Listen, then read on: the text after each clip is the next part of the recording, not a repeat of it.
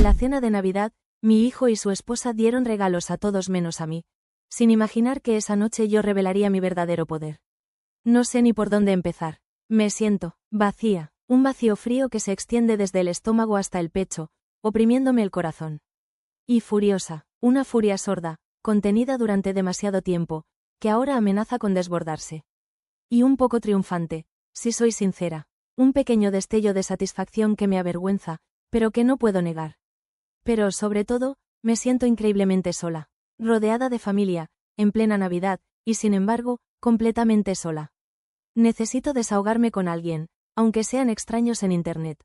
Todo esto explotó en Navidad, y para entenderlo, creo que tengo que contarles un poco sobre mi relación con Marcos, mi hijo. Desde que era un bebé, Marcos y yo fuimos inseparables. Era mi pequeño compañero de aventuras, mi sombra, mi confidente. Recuerdo tardes enteras jugando en el Parque Rivadavia, el sol tibio sobre nuestras caras, el olor a tierra húmeda y a tilo en flor. Él con sus autitos de colección, ordenados meticulosamente en filas perfectas, y yo leyéndole cuentos a la sombra de los árboles, su cabecita rubia apoyada en mi regazo, el roce de sus rizos contra mi piel. Las vacaciones de invierno en Mar del Plata, el aire salado en nuestros pulmones, construyendo castillos de arena que la marea se llevaba sin piedad, su risa resonando en la inmensidad de la playa. Los domingos de pasta en casa, el aroma de la salsa de tomate de mi abuela inundando cada rincón, esa salsa que él adoraba y que yo me esforzaba por replicar a la perfección, siguiendo su receta escrita con una letra temblorosa en un cuaderno gastado. Marcos era mi vida entera, mi razón de ser. Cuando creció y se fue a estudiar a la UBA, la casa se sintió enorme, silenciosa. Un eco constante de su ausencia resonaba en las paredes. Me acostumbré a su ausencia poco a poco, con un nudo en la garganta cada vez que cerraba la puerta tras él, a las llamadas por teléfono, su voz llena de entusiasmo contándome sus experiencias universitarias, a los fines de semana que venía a visitarme, llenando la casa de nuevo con su energía juvenil, con su risa contagiosa. Siempre mantuvimos esa conexión especial, esa complicidad que solo una madre y un hijo pueden tener, un lenguaje secreto de miradas y gestos que nos unía en un vínculo inquebrantable. Luego llegó Sofía, una chica de sonrisa fácil, modales impecables y una mirada penetrante que me inquietaba. La recuerdo perfectamente la primera vez que la trajo a casa. Era una tarde de domingo, el sol se colaba por las ventanas del living iluminando las partículas de polvo suspendidas en el aire, creando un efecto casi mágico. Ella traía un ramo de flores, lirios blancos y rosas rojas, y una tarta de manzana que, debo admitir, olía delicioso, un aroma cálido y especiado que llenó la casa. Me sentí feliz por Marcos, genuinamente feliz. Quería que fuera feliz, que encontrara a alguien que lo amara y lo cuidara, que llenara el vacío que yo, inevitablemente, dejaría algún día. Le abrí las puertas de mi casa, de mi vida, de mi corazón. Dejé que se instalaran en la habitación que había sido de Marcos durante toda su infancia, la que conservaba con cariño, con sus pósters de fútbol ya descoloridos y sus dibujos infantiles pegados en la pared, un testimonio silencioso de su niñez. Pensé que sería el comienzo de una nueva etapa, una etapa llena de alegría y familia, una expansión de nuestro pequeño mundo. Las primeras Navidades con Sofía fueron mágicas. Decorábamos la casa juntos, entre risas y bromas, ella con su entusiasmo desbordante y yo con la nostalgia de las Navidades pasadas. Cocinábamos recetas nuevas, ella aportando su toque moderno y yo compartiendo las recetas familiares, esas que se transmitían de generación en generación. Cantábamos villancicos hasta la madrugada, nuestras voces desentonadas mezclándose en una alegre cacofonía. Recuerdo una en particular, con la chimenea encendida, el crepitar de las llamas creando un ambiente acogedor, el aroma a pino y canela flotando en el aire, y Sofía riendo a carcajadas, una risa cristalina que resonaba en la habitación, mientras Marcos intentaba enseñarle a bailar tango, sus pasos torpes y coordinados contrastando con la gracia natural de ella. En ese momento, realmente creí que la había aceptado como a una hija. Creí que habíamos formado una familia. Pero con el tiempo, sutilmente, así imperceptiblemente, las cosas empezaron a cambiar. No fue algo drástico, al menos no al principio. Eran pequeños detalles, comentarios al pasar, indirectas disfrazadas de halagos, como dardos envenenados lanzados con una sonrisa angelical. Qué linda tu vajilla, aunque un poco anticuada, ¿no? Quizás podríamos modernizarla un poco. Esta salsa está rica, pero le falta un toque moderno, un poco de cilantro y jengibre, por ejemplo. Marcos me contó que de chico eras muy estricta con él, pobrecito, seguro que le costó adaptarse. Al principio, lo dejé pasar. Pensé que eran diferencias generacionales, choques culturales, la inevitable adaptación a una nueva dinámica familiar. Intenté adaptarme, cambiar algunas cosas, complacerla. Cambié la vajilla por una más moderna, aunque la antigua, con sus delicados dibujos florales, me evocaba recuerdos entrañables de mi madre. Experimenté con nuevas recetas, aunque la salsa de tomate de mi abuela seguía siendo la favorita de Marcos. Intenté ser menos estricta, aunque mis reglas no eran más que muestras de cariño y preocupación. Pero la sensación de incomodidad, de que algo no estaba bien, crecía en mi interior como una enredadera, enroscándose alrededor de mi corazón, asfixiándome lentamente. Sentía que mi propia casa, la casa donde había crecido, donde había criado a mi hijo, donde cada rincón guardaba un recuerdo preciado, se me escapaba de las manos. Y no sabía qué hacer. Me sentía impotente, silenciada, un fantasma en mi propia vida. La incomodidad se fue instalando en mi propia casa como una humedad persistente, impregnando las paredes, los muebles, hasta el aire que respiraba. Sofía, con una sonrisa amable y una voz dulce como la miel, empezó a tejer su tela de araña, una red invisible pero sofocante que me aprisionaba cada vez más. Empezó con pequeñas cosas, detalles insignificantes que yo, en mi ingenuidad, atribuía a su juventud, a sus ganas de aportar su toque personal a nuestro hogar. Suegra, ¿te molestaría si cambio un poco la disposición de los muebles del living? Creo que quedaría más moderno y luminoso. Claro que no me molestaba, le decía yo, tratando de sonar entusiasta, mientras por dentro sentía una punzada de dolor al ver cómo mis sillones, testigos silenciosos de tantas charlas y confidencias con Marcos, eran desplazados a rincones oscuros, relegados al olvido. Luego vinieron los cambios en la cocina. Suegra, tu comida es deliciosa, de verdad, pero quizás podríamos incorporar algunas recetas más ligeras, más saludables, ¿no crees? Y así, mis guisos caseros, esos que Marcos devoraba con tanto gusto desde pequeño, fueron reemplazados por ensaladas de quinoa y batidos verdes, platos que yo miraba con desconfianza, sintiendo que me arrebataban no solo mis recetas, sino también mis recuerdos, mi identidad. Recuerdo una vez en particular, había preparado el pastel de papas de mi madre, el favorito de Marcos, ese que le preparaba para su cumpleaños desde que era niño. Sofía apenas lo probó, arrugó la nariz y dijo, interesante. Aunque un poco pesado, ¿no? En mi familia hacemos una versión con batata y queso vegano, mucho más ligera. Sentí como si me hubieran dado una bofetada. No solo criticaba mi comida, sino que la comparaba con la de su familia, como si la suya fuera superior, más moderna, más cool. Tragándome el nudo en la garganta, sonreí débilmente y dije, sí, claro, la próxima vez lo probamos. Pero la próxima vez nunca llegó. Las indirectas sobre mi forma de criar a Marcos eran las que más me dolían. Marcos me contó que de chico eras muy sobreprotectora con él, me dijo una tarde mientras tomábamos el té, su mirada fija en la mía, como si buscara una reacción. Sí, supongo que sí, respondí, intentando mantener la calma, pero es que era mi único hijo, mi tesoro. Sofía soltó una risita condescendiente. Entiendo, pero a veces tanta protección puede ser contraproducente, ¿no? Los chicos necesitan espacio para crecer, para desarrollar su independencia. Sentí un escalofrío recorrer mi espalda. ¿Me estaba acusando de haber criado mal a mi hijo? ¿De haberlo asfixiado con mi amor? La rabia me carcomía por dentro, pero me contuve. Tienes razón, dije con un tono de voz que apenas reconocí como mío. Quizás fui un poco sobreprotectora. Pero por dentro, una voz gritaba, no, lo crié lo mejor que pude, con todo el amor del mundo. Cada comentario, cada gesto, cada mirada, era una pequeña piedra. Más en la pared que Sofía estaba construyendo entre Marcos y yo. Una pared invisible, pero impenetrable. Y yo, como una idiota, lo justificaba todo con la excusa de las diferencias generacionales. Es joven, no lo hace con mala intención, me repetía a mí misma, tratando de convencerme de que no estaba perdiendo a mi hijo, de que no me estaban borrando de la foto. Pero la tensión se acumulaba en mi interior como una olla a presión, a punto de estallar. Sentía que mi propia casa, mi refugio, mi espacio sagrado, se me escapaba de las manos, como arena entre los dedos.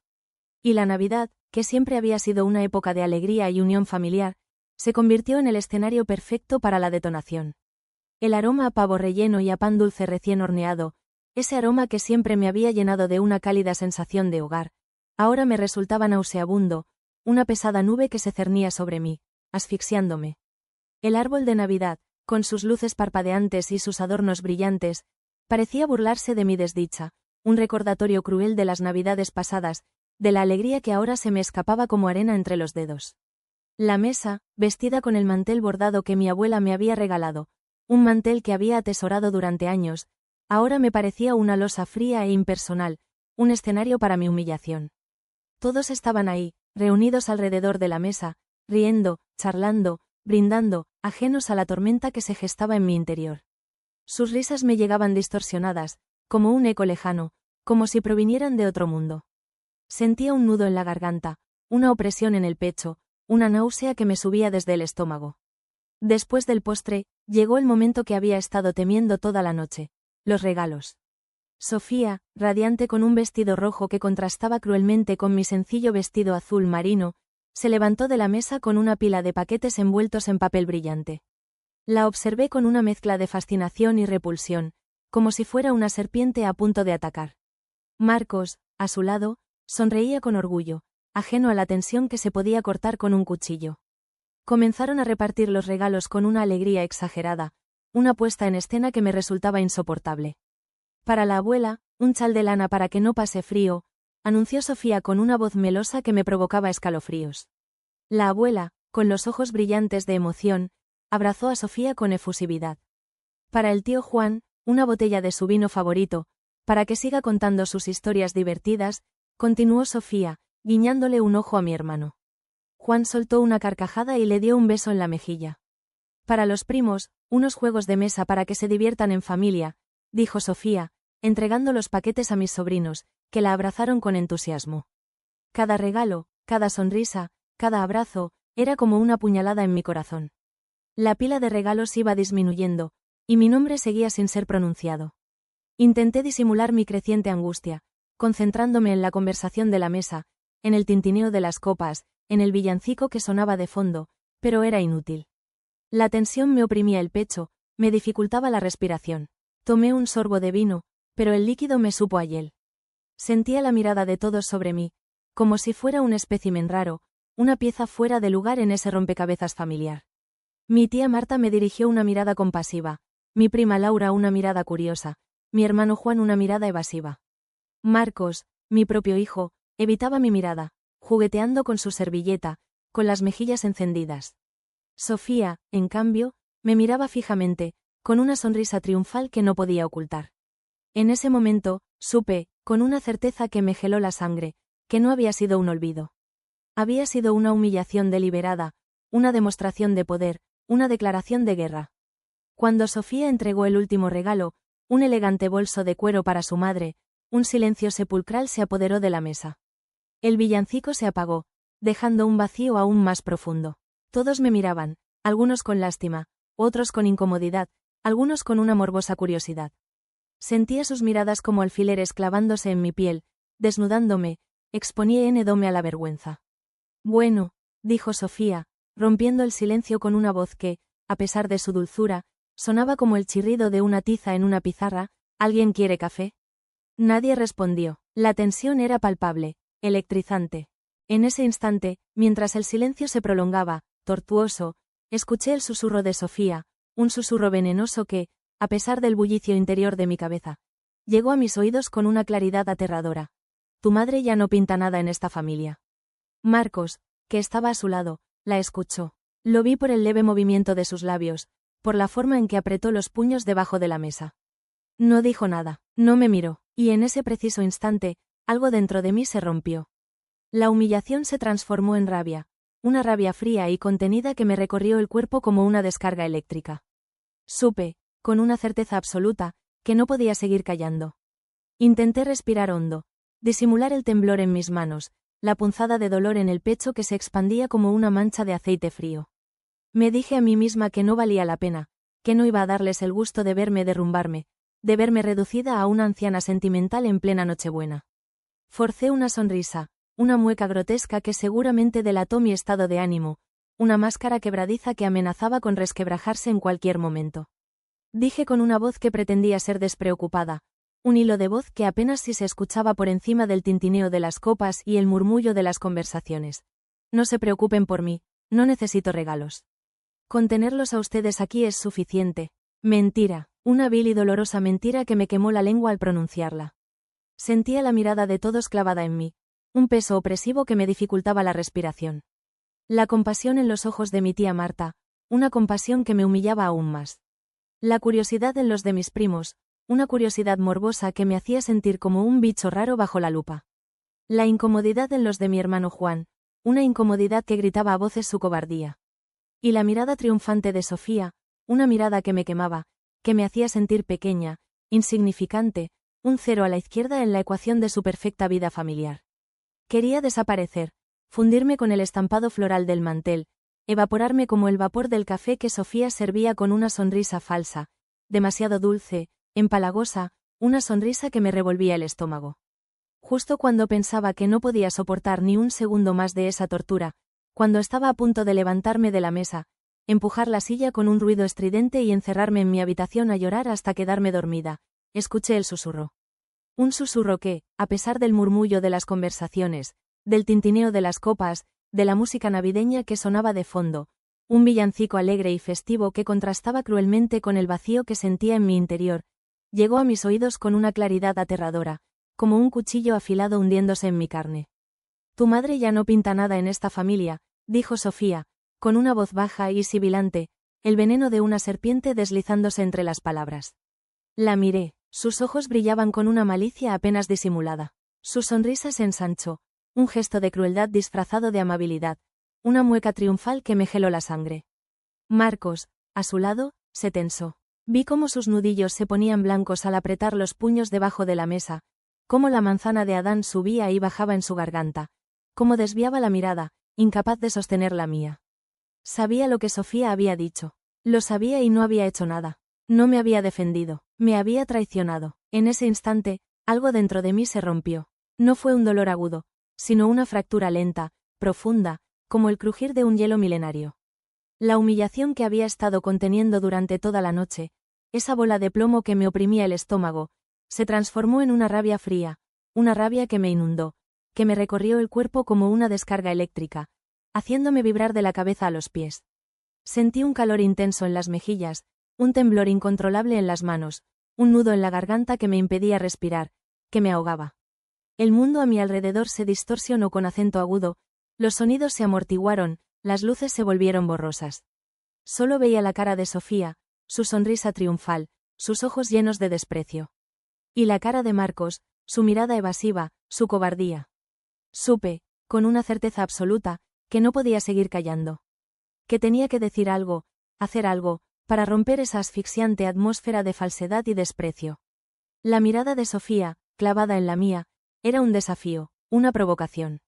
Y yo, por primera vez en mucho tiempo, estaba dispuesta a aceptarlo. «Perdón», pregunté, mi voz ronca, apenas un susurro que, sin embargo, resonó en el silencio repentino de la mesa.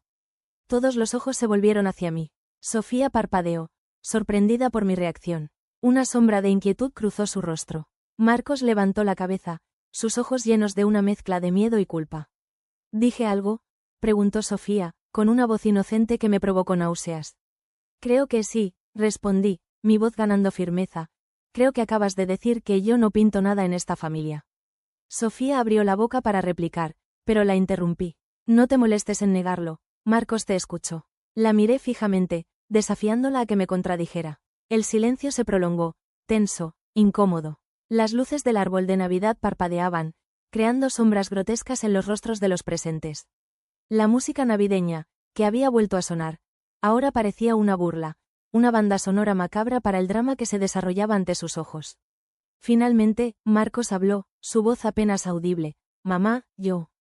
«No, Marcos», lo interrumpí, «no digas nada. Deja que Sofía explique lo que quiso decir». Mi mirada se clavó en Sofía, esperando su respuesta. Un silencio sepulcral cayó sobre la mesa, pesado, denso, como una losa de mármol pulido sobre un cofre de recuerdos rotos. El tintineo de las copas, las risas contenidas, la música navideña que hasta hacía un instante llenaba la habitación, todo se apagó de golpe, absorbido por la densidad del momento. Podía sentir las miradas de todos clavándose en mí, en Sofía, en Marcos, rebotando entre nosotros como pelotas de ping-pong en una partida frenética e interminable. Las luces del árbol de Navidad, que un momento antes parecían titilar con alegría festiva, ahora parpadeaban con una intensidad enfermiza, proyectando sombras alargadas y grotescas en los rostros de mi familia, deformando sus facciones y convirtiéndolos en caricaturas macabras de lo que alguna vez fueron. El villancico que sonaba de fondo, una melodía dulzona y empalagosa que hablaba de paz y amor, se convirtió en una burla macabra, una banda sonora irónica para el drama que se desarrollaba ante sus ojos. Sentí un escalofrío recorrer mi espalda, a pesar del calor del horno y de la chimenea encendida. La cara de Sofía palideció drásticamente, el rubor artificial de sus mejillas, aplicado con tanta precisión esa misma tarde, desapareció por completo, dejando a la vista una palidez cadavérica que contrastaba con el rojo intenso de su vestido. El brillo triunfal de sus ojos se apagó, reemplazado por una expresión de incredulidad y terror, como si hubiera visto un fantasma. Sus labios, pintados de un rojo brillante y provocativo, perdieron su forma, temblando ligeramente mientras abría y cerraba la boca como un pez fuera del agua, intentando articular alguna palabra, alguna excusa, alguna justificación que pudiera salvarla del precipicio al que se asomaba. Pero ningún sonido salía de sus labios. El labial rojo, ahora demasiado intenso sobre su palidez, parecía una mueca grotesca, una máscara que ocultaba el pánico que la consumía. Parecía una estatua de cera, una figura inerte y sin vida en medio del caos que había desatado con su veneno. La vi tragar saliva con dificultad, el movimiento de su garganta un espasmo nervioso que delataba su creciente angustia. Marcos, mi hijo, mi pequeño Marcos que solía correr por esta misma casa con sus autitos de colección, me miró con una expresión indescifrable, un torbellino de emociones contradictorias que se reflejaban en sus ojos. Sorpresa, sí, eso era evidente. Preocupación también, una preocupación teñida de miedo, como si presintiera la tormenta que se avecinaba. Y, ¿vergüenza? Sí, vergüenza. En ese instante, supe, con una certeza que me geló la sangre hasta los huesos, que él sabía lo que Sofía había dicho. Que no había sido un simple desliz, un comentario desafortunado pronunciado en un momento de enajenación. Que había sido cómplice de su crueldad, de su desprecio, que me había traicionado. Ese pensamiento, agudo y punzante como una daga de hielo, se clavó en mi corazón, desgarrándolo en 1000 pedazos, dejando un vacío frío y doloroso que amenazaba con tragarme por completo. Sentí una oleada de decepción tan intensa, tan profunda, que me dejó sin aliento, como si me hubieran golpeado en el estómago. El nudo en mi garganta se apretó aún más, un nudo de dolor y de rabia que me impedía articular palabra. Solo podía mirarlo, con los ojos llenos de una tristeza infinita, una tristeza que me quemaba por dentro, que me consumía lentamente, como un fuego lento que reduce a cenizas los recuerdos más preciados. El resto de la familia observaba la escena con una mezcla de asombro y morbo, como espectadores en un teatro macabro. Mi tía Marta, con sus manos temblorosas aferradas a su taza de café, la porcelana fina vibrando contra el fino hueso de sus dedos, me miraba con una compasión que, lejos de reconfortarme, me humillaba aún más. Su mirada, llena de una lástima condescendiente, me hacía sentir pequeña, vulnerable, una anciana indefensa a merced de la maldad ajena. Mi hermano Juan, con la mirada fija en la mesa, en el mantel bordado que había heredado de nuestra madre, evitaba el contacto visual con todos, como si quisiera desaparecer, fundirse con el estampado del mantel, evaporarse en el aire denso y cargado de tensión. Sus mejillas, normalmente sonrosadas por el buen vino, estaban pálidas, y sus labios se movían en silencio, murmurando palabras inaudibles, como si estuviera rezando una plegaria desesperada. Mis primos, jóvenes e ingenuos, intercambiaban miradas furtivas, cuchicheando entre ellos con una mezcla de nerviosismo y excitación, sus rostros reflejando una curiosidad morbosa y una vergüenza ajena que no podían disimular. Nadie se atrevía a hablar, a romper el silencio opresivo que se había apoderado de la habitación, un silencio que resonaba en mis oídos como el latido sordo de un tambor de guerra. La atmósfera se volvió densa, electrizante, como si una tormenta eléctrica estuviera a punto de desatarse dentro de la casa, liberando toda la furia contenida. Podía sentir la tensión en el aire, palpable, casi física, como una mano invisible que nos apretaba a todos, impidiéndonos respirar, estrangulándonos lentamente con la cuerda invisible de la vergüenza y el secreto. La Navidad, que siempre había sido sinónimo de alegría, de unión familiar, de risas y villancicos alrededor del árbol, se había convertido en una pesadilla, un escenario grotesco para mi humillación pública. Y yo, en medio de ese circo macabro, con el corazón roto y la rabia hirviendo en mis venas, Me sentía como un animal acorralado, expuesto a la mirada cruel e implacable de todos, un trofeo exhibido en el altar de la hipocresía familiar. El silencio se estiraba, denso y pesado, como una masa informe que amenazaba con aplastarme. El aire, cargado con el aroma a pavo y a la dulzura empalagosa del pan dulce, de pronto me resultaba irrespirable. Sentía la sangre zumbándome en los oídos, un rugido sordo que ahogaba el villancico que seguía sonando, ajeno a la tensión que cortaba el aire como un cuchillo. Por un segundo, solo un segundo, dudé, un instante fugaz de incertidumbre que me paralizó, que me hizo cuestionar todo. Mis dedos, helados a pesar del calor de la habitación, se aferraban al borde de la mesa, el pulido roble áspero bajo mis yemas. ¿Estaba haciendo lo correcto? Era este el momento, en plena Nochebuena, rodeada de toda la familia, con el mantel bordado de mi abuela manchado por la sombra de la mentira, el momento adecuado para desgarrar la tela de la aparente armonía y revelar la verdad. La mirada de mi tía Marta, llena de una compasión que me dolía más que cualquier reproche, me hizo vacilar. Sus ojos, húmedos y enrojecidos, transmitían una mezcla de tristeza y reprobación que me hacía sentir como una niña pequeña a punto de ser reprendida. La incomodidad de mi hermano Juan, que evitaba mi mirada con una mezcla de culpa y vergüenza, removiendo el hielo en su vaso con una insistencia nerviosa, me hizo dudar. ¿Estaba yo, con mi silencio roto, destruyendo la frágil paz de la noche? ¿Valía la pena el inevitable destrozo que se avecinaba? Y Marcos, la mirada de Marcos, llena de una mezcla de miedo y reproche, fue la que casi me hizo desistir. Su rostro, normalmente jovial y relajado, estaba tenso, los músculos de su mandíbula contraídos, las líneas de expresión alrededor de sus ojos marcadas como surcos en la tierra seca. Él era mi hijo, mi pequeño Marcos, al que había acunado en mis brazos, al que había contado cuentos antes de dormir, al que había visto crecer y convertirse en el hombre que era ahora. No quería herirlo, no quería que me viera como un monstruo, como la causante de toda esa tensión, de ese drama navideño que había estallado como una bomba en medio de la cena, salpicando a todos con los escombros de la mentira. Mamá, por favor, murmuró Marcos, su voz apenas audible, un hilo de voz que se perdía en el rugido sordo que llenaba mis oídos. Su mano se extendió tímidamente hacia mí, como si quisiera tomar la mía, pero se detuvo a mitad de camino, suspendida en el aire, un gesto inconcluso que reflejaba su propia indecisión. ¿No estaría exagerando?, me pregunté, con una punzada de duda que me retorció el estómago. ¿No sería mejor dejarlo pasar, tragarme mi orgullo, mi humillación, ese sabor amargo que me subía por la garganta como bilis, y seguir adelante como si nada hubiera pasado?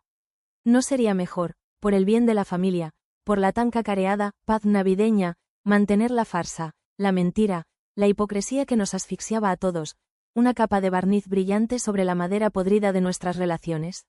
Imaginé el resto de la noche, las conversaciones forzadas, las risas huecas, las miradas cargadas de reproches silenciosos. Imaginé las navidades futuras, la tensión constante, el veneno de Sofía filtrándose en cada reunión familiar, corroyendo los lazos que nos unían, convirtiéndonos en extraños en nuestra propia casa. Cerré los ojos por un instante, tratando de controlar el temblor de mis manos, el nudo en la garganta, la rabia que me carcomía las entrañas. Respiré hondo, inhalando el aroma a pino del árbol de Navidad, un aroma que ya no me evocaba recuerdos felices, sino el amargo sabor de la traición, la sensación de estar atrapada en una red de mentiras y engaños. Casi me convencí, casi cedí ante la presión, ante el peso de las miradas, ante el miedo a las consecuencias, a la soledad, al rechazo. Casi me resigné a seguir siendo el fantasma de mi propia vida, la sombra silenciosa que se movía por los rincones de su propia casa, sin voz, sin voto, sin identidad. Pero entonces, en la oscuridad de mis párpados cerrados, vi la imagen de Sofía. Su sonrisa triunfal, no la sonrisa amable y educada que mostraba al mundo, sino la sonrisa cruel y victoriosa que reservaba para mí, una sonrisa que revelaba la verdadera naturaleza de su ser, una sonrisa que me helaba la sangre. Vi su mirada llena de desprecio, esa mirada fría y calculadora que me había lanzado tantas veces, una mirada que me hacía sentir pequeña, insignificante, una molestia en su camino hacia la felicidad. Y escuché su voz, baja y sibilante, susurrando esas palabras venenosas, palabras que se habían clavado en mi memoria como espinas envenenadas. Tu madre ya no pinta nada en esta familia. Esa imagen, vívida y cruel, fue como una descarga eléctrica que me recorrió el cuerpo, que me devolvió la fuerza, la determinación, la rabia.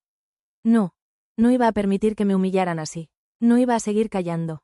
No iba a dejar que me borraran de la foto, que me convirtieran en un personaje invisible en la historia de mi propia vida. Abrí los ojos, y la mirada de Sofía, clavada en la mía, era un desafío, una provocación. Sus ojos brillaban con una mezcla de arrogancia y miedo, como si presintiera que la partida estaba a punto de cambiar. Y yo, por primera vez en mucho tiempo, estaba lista para aceptarlo. La rabia, contenida durante tanto tiempo, ahora fluía por mis venas como un río desbordado, arrasando con la duda, con el miedo, con la culpa. Y en ese instante, supe que no había vuelta atrás, que la verdad, por dolorosa que fuera, tenía que salir a la luz. Tenía que reclamar mi lugar, mi historia, mi vida. Con una calma que me sorprendió incluso a mí, abrí mi bolso. Mis dedos, que momentos antes temblaban sin control, ahora se movían con una precisión casi quirúrgica. Saqué la escritura de la propiedad, ese documento que había guardado celosamente durante años, un símbolo de mi independencia, de mi seguridad, de mi historia. La desdoblé lentamente, el crujido del papel resonando en el silencio sepulcral de la mesa, un sonido amplificado, dramático, como un trueno lejano anunciando la tormenta. La coloqué sobre el mantel bordado, justo en el centro, entre los restos del pan dulce y las copas de vino a medio terminar. El documento, con sus sellos oficiales y su letra pequeña e indescifrable, parecía una isla de orden en medio del caos, un faro en la oscuridad. Parece que hay una confusión, dije, mi voz firme y clara, sin rastro del temblor anterior. Mi mirada se clavó en Sofía, en sus ojos ahora desorbitados, en sus labios que habían perdido por completo el color. Esta casa, donde todos están sentados, es mía. El silencio que siguió fue absoluto, denso, asfixiante. Podía oír el tic-tac del reloj de la abuela en el pasillo, un sonido que normalmente pasaba desapercibido, pero que en ese momento resonaba con una intensidad insoportable, marcando el paso del tiempo, el inexorable avance hacia lo inevitable. Las luces del árbol de Navidad seguían parpadeando, proyectando sombras danzantes en los rostros de mi familia, rostros ahora congelados en máscaras de asombro, de incredulidad, de miedo. El villancico se apagó, dejando un vacío aún más profundo, un silencio que gritaba. Sofía se quedó petrificada, su rostro blanco como el papel, sus ojos fijos en la escritura como si fuera un objeto extraño, incomprensible. Su mano, con las uñas pintadas de un rojo chillón que ahora parecía grotesco, se aferraba a la copa de vino con una fuerza desproporcionada, los nudillos blancos y prominentes. Vi como una gota de vino tinto, espesa y oscura como la sangre, se derramaba sobre el mantel inmaculado, extendiéndose lentamente como una mancha maldita. No apartó la mirada de la escritura, como si en ese documento, en esas líneas indescifrables, estuviera escrita su sentencia. Marcos, mi hijo, el que siempre había sido mi cómplice, mi confidente, el que conocía todos mis secretos, bajó la mirada, incapaz de sostener la mía. Su rostro, pálido y tenso, reflejaba la tormenta que se desataba en su interior. Sabía la verdad, siempre la supo, y me había traicionado. Ese pensamiento, agudo y punzante como una navaja, me atravesó el corazón, dejándome un vacío frío y doloroso. Marcos, murmuró Sofía, su voz apenas audible, un hilo de voz que se quebraba, cargado de reproche, de decepción, de rabia contenida. ¿Es verdad? Marcos no respondió, su silencio era una confesión, un silencio que resonaba en la habitación, un silencio que gritaba su culpa, su cobardía. Finalmente, con la voz ronca, entrecortada, como si las palabras le quemaran la garganta, Marcos habló: sí, Sofía, es verdad. La casa es de mi madre. La mirada de Sofía se clavó en él, una mirada llena de una furia fría e implacable. En ese instante, supe que la dinámica había cambiado para siempre. La máscara de dulzura, de amabilidad, de perfección que Sofía había mantenido durante tanto tiempo, se había resquebrajado por completo, revelando la verdadera naturaleza de su ser. La víbora que había estado acechando en las sombras, esperando el momento oportuno para atacar, finalmente había mostrado sus colmillos. Ahora, sentada aquí, en mi propia casa, en la casa que construyeron mis padres con sus propias manos, en la casa donde crecí, donde crié a mi hijo, me siento extraña. Hay una sensación de liberación, sí, de haberme quitado un peso de encima, de haber roto las cadenas que me ataban al silencio, a la mentira. Pero también hay una profunda tristeza, una sensación de vacío, de pérdida. He recuperado mi casa, pero he perdido a mi hijo, o al menos, a la imagen que tenía de él. Sofía está furiosa, sí, furiosa con Marcos por haberle ocultado la verdad, furiosa conmigo por haberla revelado de esta manera, en plena Nochebuena, delante de toda la familia. Sus miradas son dardos envenenados, sus palabras, escasas y cortantes, como cuchillos afilados. La atmósfera en la casa es densa, irrespirable. La Navidad se ha convertido en un campo de batalla, y yo, sin quererlo, en la causante de toda esta destrucción. Y ahora, me pregunto, ¿hice lo correcto, Aita, por haber revelado la verdad de esta manera? ¿Debí haberlo hecho en privado, haberle dado a Marcos la oportunidad de contárselo a Sofía a su manera? ¿O tenía derecho a defenderme, a reclamar mi lugar, a dejar de ser el fantasma de mi propia vida? Necesito una opinión externa, una voz que me diga si soy la villana de esta historia, o si simplemente soy una mujer que, cansada de ser silenciada, decidió alzar la voz. Necesito saber, ¿hice lo correcto?